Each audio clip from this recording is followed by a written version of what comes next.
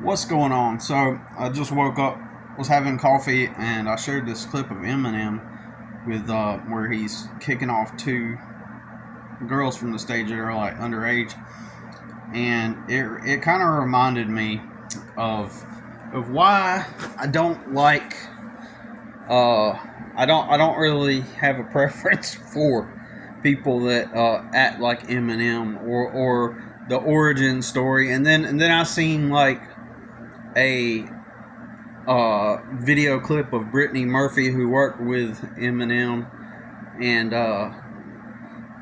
she is an actor that died a long time ago, and she also played the voice of the niece song "King of the Hill."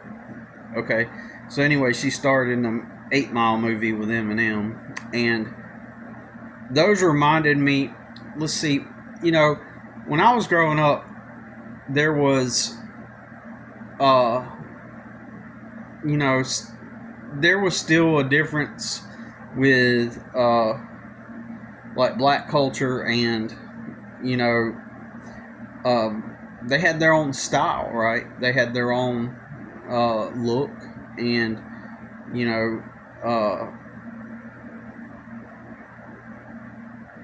and that was the good old days. When like rap to me was pure. But maybe I'm just like an old curmudgeon stuck in my old ways and not open minded to new things. But back then, hip hop was way better, and um, but anyways, that's beside my point on this video. The back in the day, we used to call these dudes gray boys, right? That's what we called them. Any guy that would like appropriate, hip hop culture that was white, we would call them gray boys. But I had never encountered a gray boy like that. I'd never seen a guy who took clothing from hip hop culture that was white and wear those clothes and then act with a certain inflection and talk in a way that appropriated like black culture, right?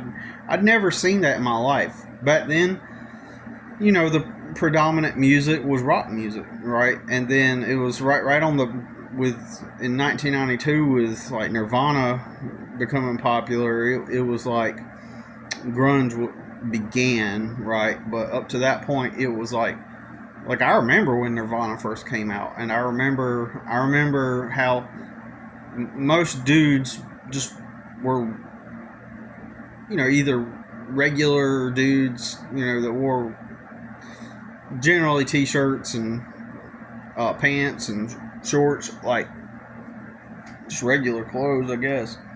I don't know how to explain it, but a lot of dudes wore rock t-shirts, and that was the thing. But white dudes never wore like the flat bill hats and up like this, and and went. Nobody did that, right? And so my first experience with a white guy that did, I'm in a trailer park. It's like 1991, 92. This was before Vanilla Ice, okay? Became popular. So this was it was weird to me. It was like, his name was Donnie, and he was 18. I was like 11. Probably like around 11, yeah, I'd say, because I got my first kiss at 11, I think. Yeah, that's another story. But there was this girl named Jenny, and she had red hair, She was pretty, right? She had red hair. She was pretty, and she had long red hair, and she had where she took hairspray and held her hair up while she sprayed the hairspray, and so her hair in the front did this like wave thing like that's went up, and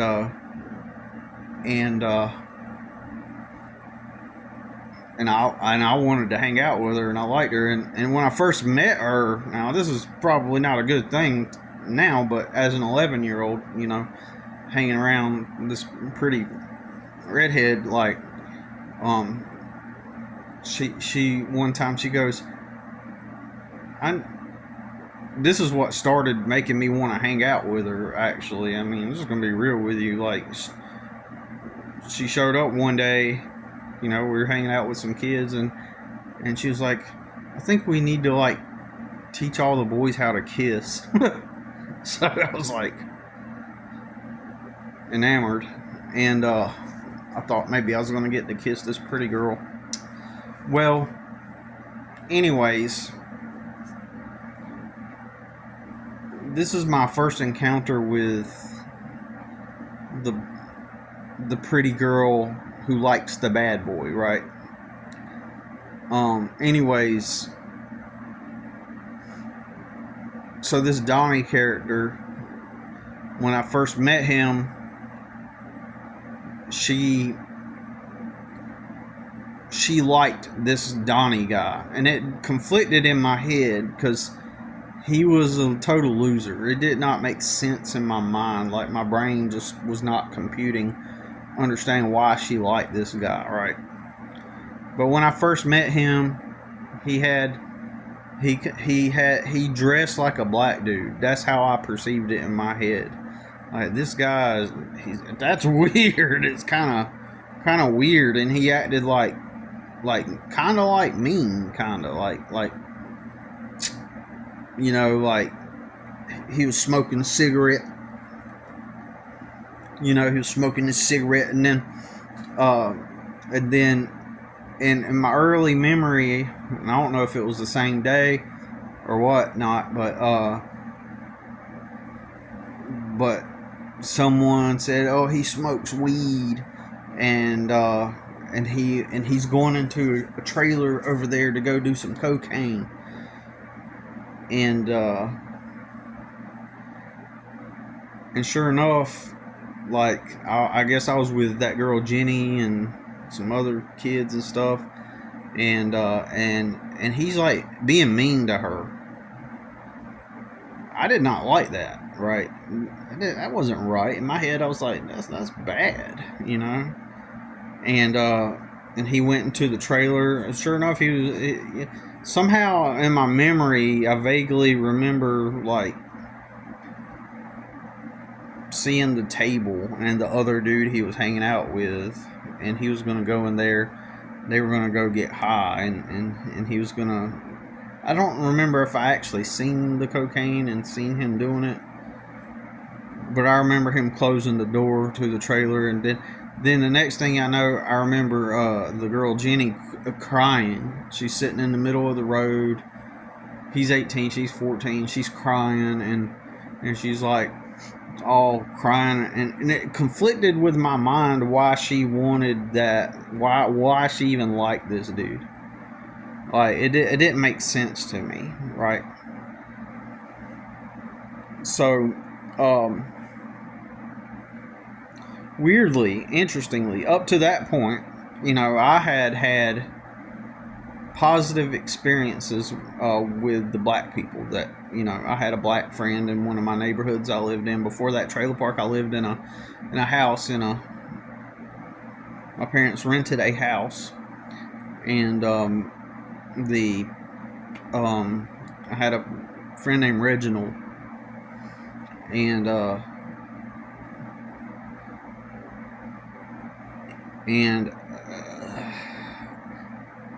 I had a racist cousin, okay, and she hit him, and it made me feel really bad. My cousin came to hang out with my family one day from the beach, and she was like hitting my friend,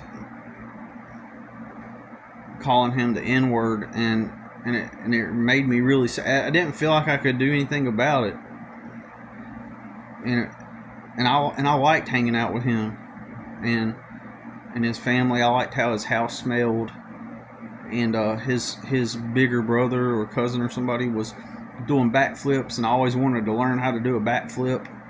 And then after that day, I don't remember hanging out with him. I don't know what happened. And it makes me feel bad because that happening, and all of my experiences were good, right? And with black people, and so when I started to see white people appropriate the black culture, those were the dudes who were assholes. Anytime you'd see a white guy that would dress hip hop, what we normally, consider hip hop, those dudes were the ones that were. It's like they had something to prove, right? I don't know how to explain it. So, anyways, so this Donnie guy's treating Jenny like shit, and she's crying, and it did not make sense to me. And that's my first experience of seeing that, right? And that gave me my first impression of white dudes that dress in a hip hop fashion, right? And we would call them later on. Those types of guys would be known as gray boys, and they were not everybody. There were a few, right? At least where I grew up, right?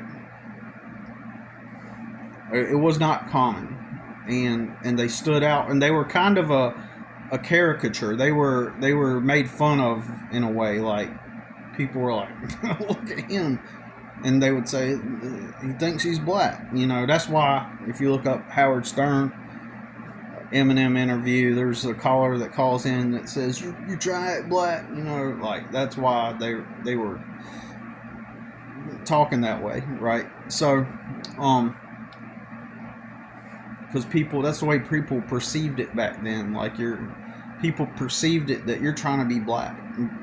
Now Eminem made it popular for everybody to dress, talk, and act that way, right? To appropriate the culture, in my opinion, right? You notice Eminem's accent now is more normal. He talks more non-Ebonics influenced. But when Eminem first came out, he it's like he almost. It's almost like he was like, it's crazy how people don't see this like he's trying hard, right? They don't see like he knows that if he goes a little bit overboard with the inflections, he's gonna make himself sound like he's trying to talk black, right? So that's the way, and you could tell he was trying also not to overdo it, so he kind of just remained in a little safe space and was trying. And so anyways, and some people will be like, "Oh, what is talking black? What do you mean talking black?" Well, it means ebonics. It's an inflection. It's a certain way, that people talk. I mean, it's just objectively what it is. It's not there's no. It's neutral. There's nothing good or bad about it. It just is what it is, right? So, it's just a way to speak, So, anyways, my main point is that's my first impression of seeing that as a kid. So, that has left an impression on me, like seeing Donnie treating her like crap, and then eventually, like those dudes that would act like that, they seemed to try hard all the time, right? So when Eminem came on the scene, uh, he immediately looked like a caricature of those dudes. He looked like a cartoon, a caricature of himself, and it's like Brittany Murphy and then I start to see all the mainstream start to like. It's like they're taking, in my mind and my experience, like they're taking the Donnie guy and they're saying, oh, the mainstream's doing this. Oh, he's interesting. Instead of going, man, he's like try hard and look at that dude all try hard and acting tough. And instead of looking at it that way, everybody's like, oh, that's interesting. Let's pedestalize Donnie and put Donnie into the forefront of the culture, and let's let everybody act like Donnie now. So in my mind, Eminem is kind of like the Donnie guy that I remember, right? And subsequently other dudes that acted similar. So that's what they're doing.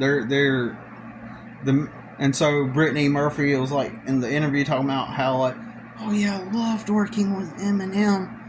Oh, he's such a great guy to work with, such an awesome guy. And then I mean, I'm imagining her doing that interview, and then the camera pans over and it's Eminem over in the corner like.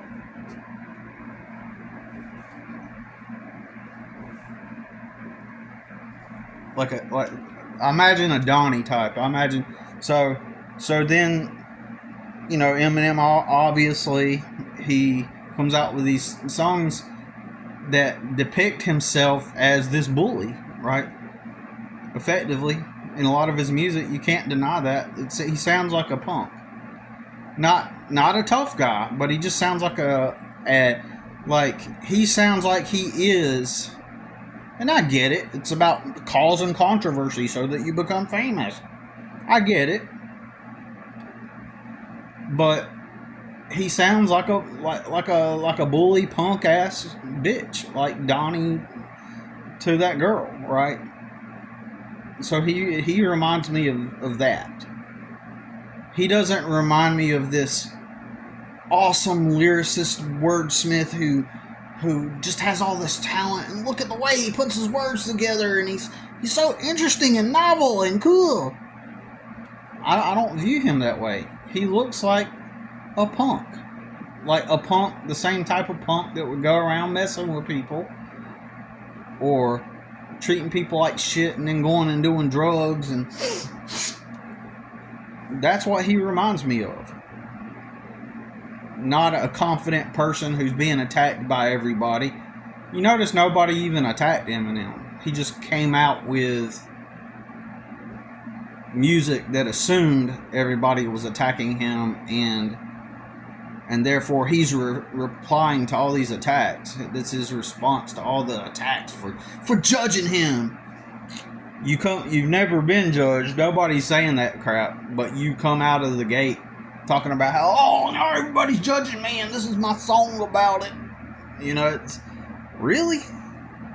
So and then they even depict him as coming from the trailer park. And all that was deliberate, by the way. That was to market to a certain demographic. Not only to market to a certain demographic, but to generate a certain demographic. And that was deliberate. Like at the awards with him putting all those dudes in white t-shirts with the blonde hair dyed, that was deliberate operant conditioning. That was a deliberate means. There was more to it than just, oh, Dr. Dre helped Eminem and they got some people and they did a music video and made it popular. It goes beyond, it extends way beyond that. There was some deliberate mind crafting going on, mind altering, mind conditioning, operant, Edward Bernays style. They were trying to create M&Ms, right? They were trying to carve out this new persona, and to what they were attempting to do is who are the easiest to influence? It's the dumb stupid shits like Donnie in the trailer park, right? So that's why they created a character that would appeal to some dipshit like moron like Donnie, because since there are so many of those guys like that are easily influenced, like they're not gonna, like, let's say some middle class dude who is just like a normal average Joe. Dr. Dre and Eminem weren't going to create the Eminem character and it appeal to that guy. So they needed to target and focus on a less intelligent demographic. Or just think about it. The whole Eminem brand is based on appealing to a low IQ dipshit moron like Donnie. And that's their demographic. That's who they needed to, because those are the easiest to influence because they're stupid, and the most likely to emulate Eminem, which would increase the Eminem brand, which would grow the Eminem brand. And then eventually, as he becomes popular, then once he's popular, then he can appeal to the middle class guy. Once he has the popularity, then he can become part of the mainstream culture. So then now I'm watching everybody all the fuck around me effectively praise and worship the Donnie guy, Eminem. You know, it's pretty incredible. I know during that time I later discovered that Marky Mark was trying to be a rapper back then, and he was known to, well, I heard that he was known to have been like a racist person and tried to like beat up black people, Marky Mark, but he also wanted to appropriate the culture and the music and try to like leverage it for his own gain at one point. Is what I heard, right? But anyways, it's why I have such disdain for that whole look, and then I watch everybody in the mainstream just glorify it and make it normal, and then you got to understand that people like Jelly Roll and Post Malone are offshoots of that phenomenon. It's the glorification of how I was raised. One of many, like the whole Donnie incident was one of many trashy experiences I had growing up, right? You know, but I look around me and I'm watching the mainstream pedestalize and elevate these morons to stardom, to fame and celebrity. It's insane. It's an insane. It's so stupid. But anyways,